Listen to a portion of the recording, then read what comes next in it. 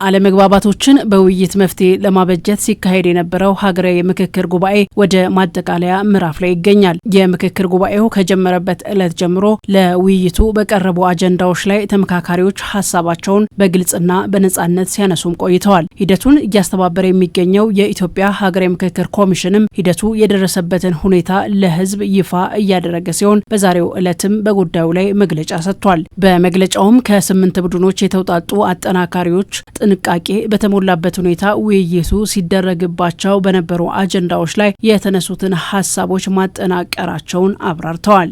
የሁሉንም የስምንቱንም ቡድን አጀንዳ አጠናክሮ ማቅረብ ጥንቃቄ የሚፈልግ ስራ እንደመሆኑ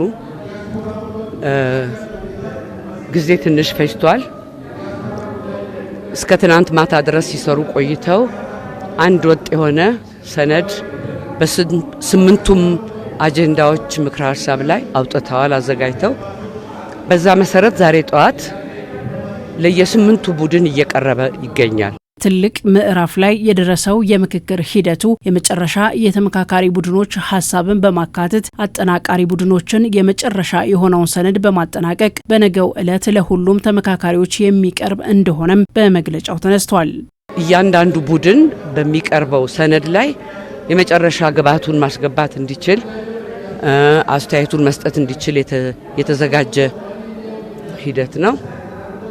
እነሱ ዛሬ ስምንቱም ቡድኖች የስምንቱንም ቡድኖች ምክረ ሀሳቦች ይሰማሉ፣ ግብዓት ይሰጣሉ። ማምሻቸውን እነዚህ 120ዎቹ አጠናካሪ ቡድኖች